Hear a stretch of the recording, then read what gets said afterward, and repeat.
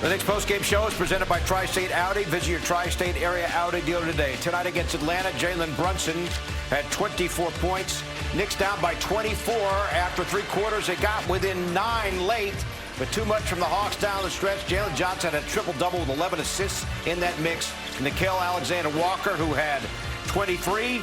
And the Hawks tonight beat the Knicks 111-99. Great to have you with us here. Bill Pidto along with Wally Szczerbiak. That's a season low. First time all year the Knicks have not scored 100 points. They missed Towns. They missed Hart. They missed Mitchell Robinson, and they just didn't shoot well enough to compensate. Defense was better. That was a talking point in the pregame. Mike Brown wanted to see better defense. They gave up 111. They had been giving up over the last 3 games 130 per. Defense better, offense not good enough. Yeah, you could see the Knicks playing with fire a little bit coming off that road trip. But coming here at home, this was a pretty alarming result, the way they played. Obviously very undermanned. They were trying to will themselves back into this game. But it just goes to show you, when you're down 3 big-time, high-level rotation guys, you start dipping deeper and deeper into your bench. It's tough to get that type of high-level production. The bench was outplayed pretty much by the Atlanta Hawks bench. And this Hawks team, with seeing guys out of the lineup, they kind of said, we can get in here, steal a win. They almost picked up a win against the Knicks last week. Knicks won it in the last couple minutes. So now the Knicks got a tough game against Philly. Got to flush this one. Got to get back to work and calibrate those 3-point shots. Only the Knicks' 3rd home loss in 15 home games this year, and it's the first time they've lost back-to-back games since late October. Wow. That's how good they have been. The key sequences tonight in terms of what Atlanta was able to do, 2nd and 3rd quarter. Hawks won the 2nd quarter by 10 and the 3rd quarter by 11. And the Knicks did get within 9 late, but they just couldn't get completely back in the game. Yeah, and this Hawks team, without Trae Young in the lineup, they're long and they're very defensive. So, you know, they were attacking those handoffs. They were attacking the Knicks in pick and roll. And, you know, they used their length to really clog up the Knicks offense quite a bit. They did a good job contesting 3-point shots. You know, the Knicks didn't have a lot of guys that can create, you know, mismatches and create offense. And then when they did get stops, they looked to attack quick. That guy can really shoot it. Vit Krejci. He shoots 46% from the 3-point line. He's top 5 in the NBA. So this Hawks team has capable guys that can make plays and score. And, you know, it just goes to show you, when you get wins in the NBA, don't take them for granted, because they're not easy to come by. And on any given night, you better play at a high level if you want to win games. And tonight, the Knicks did not play at a high enough level to take on this Hawks team. And the Hawks came in, they meant business, they got the job done, and you know, pretty much dominated the stat sheet in all facets. All right, so the 3-point shooting, 9 of 44. That's the worst the Knicks have shot percentage-wise from 3 the entire year, 20.5%. And points in the paint, note Atlanta with 58 points in the paint. As we bring in Alan Hahn, who helped call the game with Mike Brain. Alan, you're talking during the broadcast, Knicks average about 45.4 points per game in the paint allowed, and now 4 straight games they've given up at least 50 points in the paint. Yeah, and that, to me, we were talking about it, you know, before the game, a lot of focus on the 3-point defense. And it really, to me, it all starts in the paint and the spray outs that go for those open threes, because the Knicks defense is scrambling. They really had a hard time keeping the Hawks out of the paint. The Hawks didn't shoot the 3 well in this game, but they shot it in key moments from 3 in this game. I mean, that Kennard 3 seemed like a backbreaker when they looked like they were making a push. To me, that has been the bigger issue. We've been so fixated on the 3-point shooting because we've seen some players get hot from 3 on the last road trip. But their paint defense now, as we mentioned, it's just too many games in a row now where they've given up 50 or more, and that's where it's got to begin. But as Wally said, you are missing 3 major rotation pieces, and that is also something you're going to feel on a given night. Yeah, no Karl Anthony Towns. You see the difference he makes, just his size.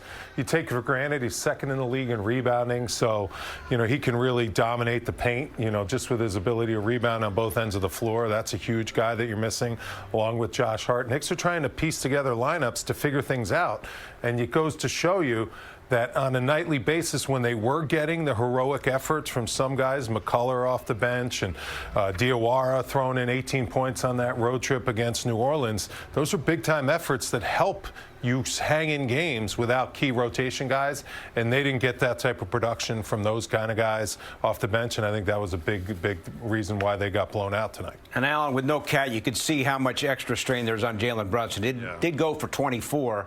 And we'll show everyone his night. But with no Cat, it just makes things that much more difficult. He went for 24 on 24 shots. He really struggled from three-point range, 1 of 10, mainly because he had no daylight whatsoever. Dyson Daniel, let's honestly, in the last 4 games the Knicks have played against the Hawks, Jalen Brunson has eaten his lunch.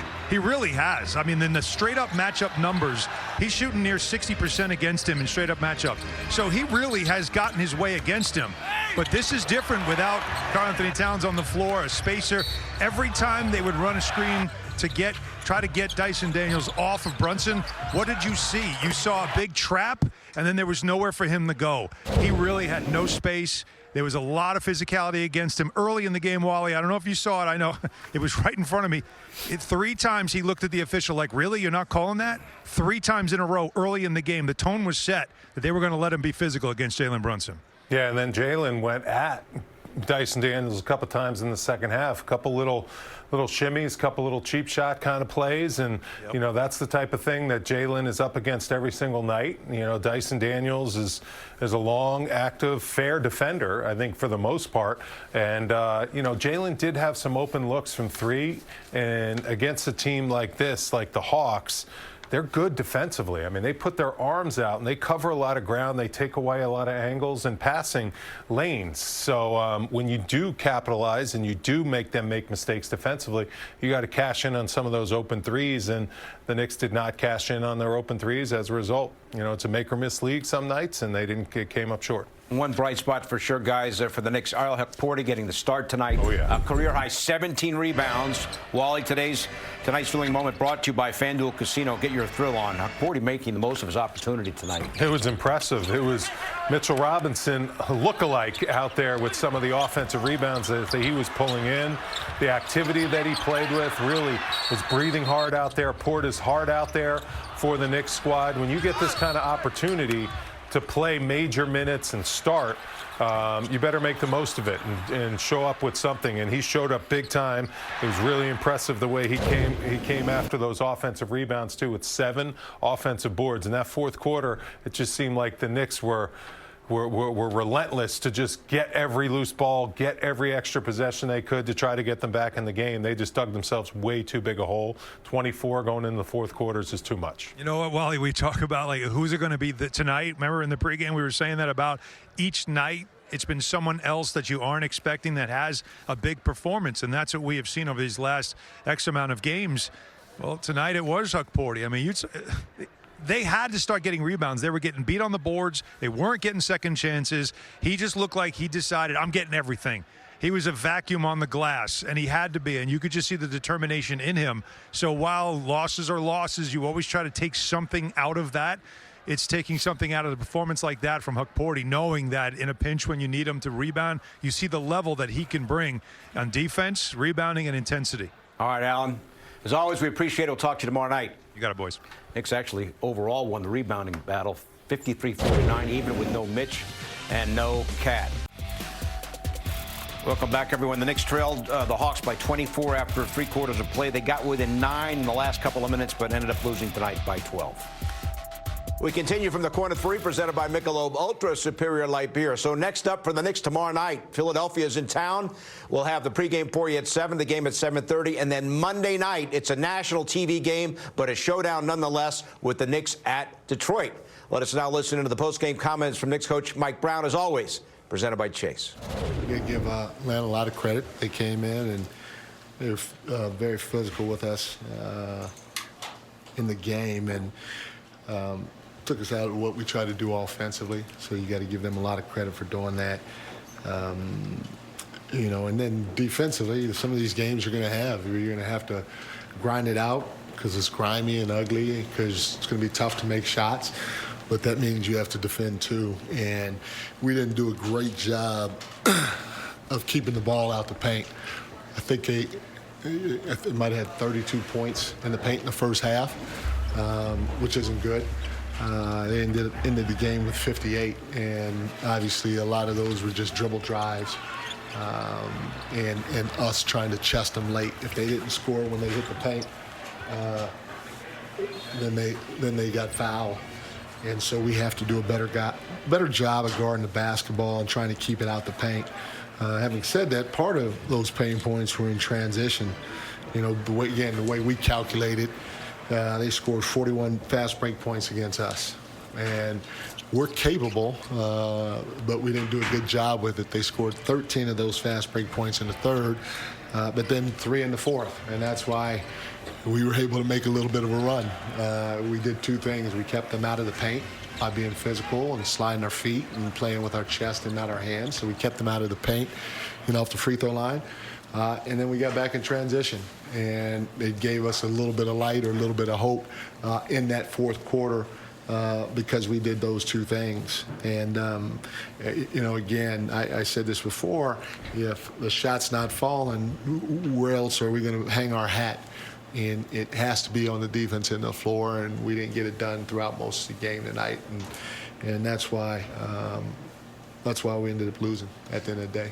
Do you attribute the lack of energy to anything in particular? Is it New Year's Eve celebration, stuff like that, or do you think guys? No, we got to go play. It doesn't matter, how many guys are in uniform, who's in uniform. We got to go play the right way, and sometimes if you play the right way, you're going to take a loss, and you're okay with it, But offensively, we were pretty stagnant, which plays to their strength because they have really good individual defenders.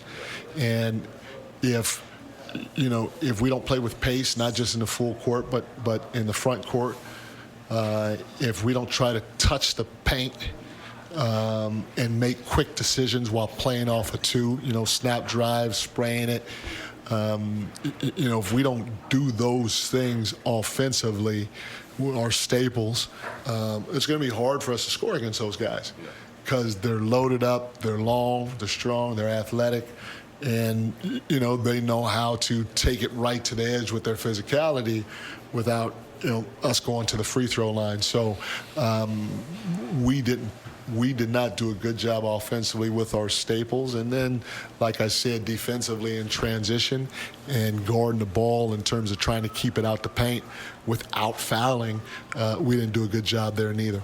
Like you stressed the defense to us, so I'm imagining you do it. I'm sorry. You stressed the defense to us, so I'm sure you've done it to the team too. Oh, yeah. I think 60 in the first half, and then first 90 seconds of the second half. I think we were 4 already. Yeah. And opened it up. Are you seeing something that's just not clicking?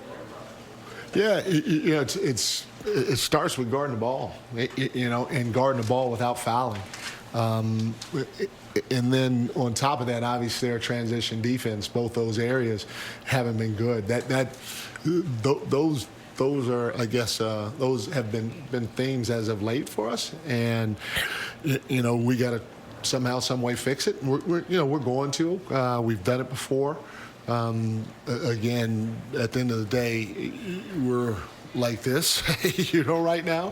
Hopefully we're not going backwards too many more steps, but that's the area. It starts with guarding the ball and then not giving up easy buckets in transition. And, from there, you look at other things. I mean, we could score a ball. We did not do it tonight. And, again, you got to attribute some of it to Atlanta. They were really good defensively, but we just got to play with a little bit more force and in terms of trying to touch the paint, but with quicker decisions in terms of moving the ball reversals while trying to touch the paint. We'll be fine there. I thought we missed some shots that we normally make, but defensively, again, those areas have been a theme or a trend of us late. But I believe in this group. I believe in what we're doing, and we'll get it figured out hopefully sooner than later. And Mike, when you guys went on the road trip, they were saying that Josh would be reevaluated once you got home. Is there anything new on Josh Hart has been making progress on that angle? I don't think so. I don't. Like core work and he'll be evaluated. Yeah. Coach, what do you think of your the 3-point shooting? 9 of 44. Was it their defense, or you just missed shots tonight?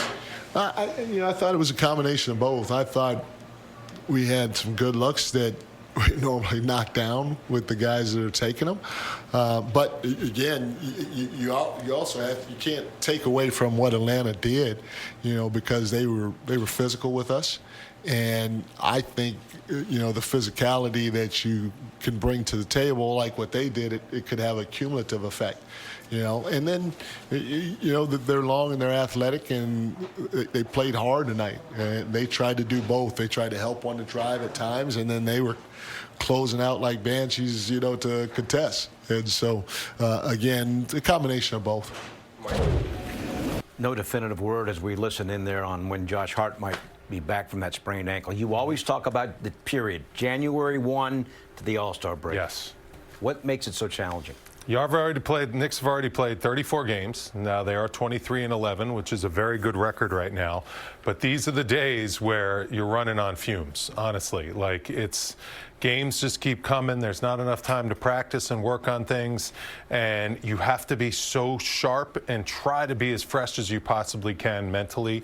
Guys are banged up. Guys are tired. There's no light at the end of the tunnel until you get to that All-Star break.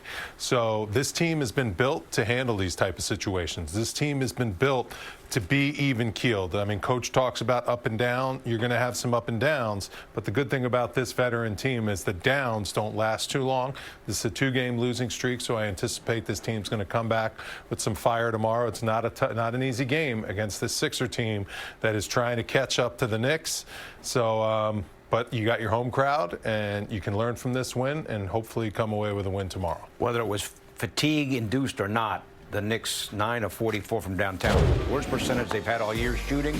They had hit some of those shots, they would have won the game. We're going to hear from Mikal Bridges coming up. He was only 3 of 11 tonight from downtown.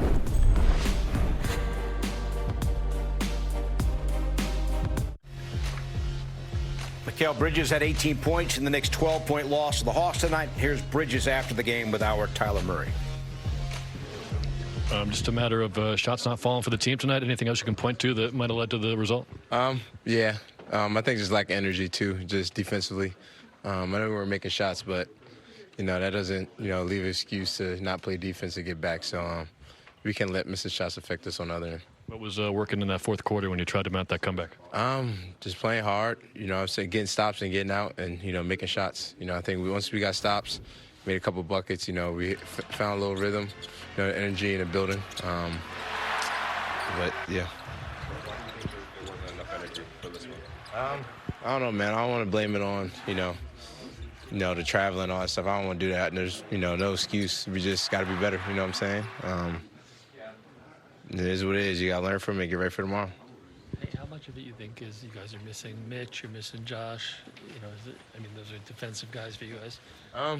Yeah, those are, are key guys and, miss them. But, trust everybody in this locker room to come in and do what they have to do. I think we got a lot of talent, a lot of guys that work hard. So, obviously, missing 3 key guys. But, I think, like everybody else in this locker room, to come in and, step up. Pretty big game from Ariel. 17 rebounds, 4 blocks, 4 assists. What are you seeing from him this season in terms of his development? Yeah, just staying ready. It's tough. You're playing against the All-Star and Cat, and then Mitch, backup, who easy the best backup and gets any rebound possible and great defensive. So it's tough to, get in that mix. But I think him just keeping his mind, just staying ready, when things happen where, both of them out. It's a lot of games, so there's going to be a lot of opportunities. All right, to your point, Mikal Bridges didn't want to say it, but reading between the lines, they're tired. Yeah. It's been a rough, that NBA Cup used up a lot of adrenaline, and I know the team was concerned about how they were going to bounce back and handle and kind of, weather the storm. They've weathered the storm up to this point. 5-4 since beating the Spurs for the title game. And that's, that's a little bit of a step back for how good this team is. So, they just got to recoup, try to get some guys healthy. I think they're managing, some of the injuries and trying to get through this tough time. And we just looked at it. They got 22 games up until February 11th. That's a lot of games before the All-Star break. So they got to figure some stuff out and try to bank some more wins. That's 56 total games before the All-Star break. Whew. The All-Star break does not come at the halfway point of the NBA. Not at game 41, game 56. All right. When we come back, we got some more to tell you about, including a look ahead to tomorrow night's game. The Sixers are in town. Knicks lose tonight to the Hawks by 12. Stay with us, everybody. The Knicks postgame show is presented by Audi. Visit your Tri-State Audi dealer today.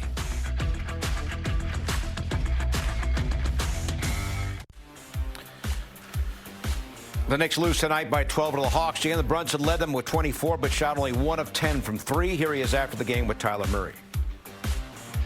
Jalen got off to that, I think, 11-2 start. Why was that so tough to sustain? I don't know. Not gonna lie to you, we just didn't have it tonight, and I know that's a terrible excuse, but we let shot making affect just our overall gameplay, and so that includes like our pace, our sense of urgency, and everything. So yeah, just wasn't our style of basketball today, and it's unacceptable. So a little bit of it in the fourth quarter. Any changes in particular, or just you saw some shots go in there? Just having a sense of urgency, knowing that we're down, and this is it. This is our last push, and it was too late by that point. We have to have that sense of urgency throughout the game. Can't let it get to that point, but it was important for us to try and finish the game as strong as we could, because habits are everything, and making sure we're doing the right things we're trying to do the right things throughout the game, and can lead over to the next game. So we just tried to finish the game strong, regardless of what the score was, and it helped us get back in the game a little bit, and but obviously we fell short. All right, so Brunson overall 10 of 23 from the floor, but the Knicks lose tonight by 12.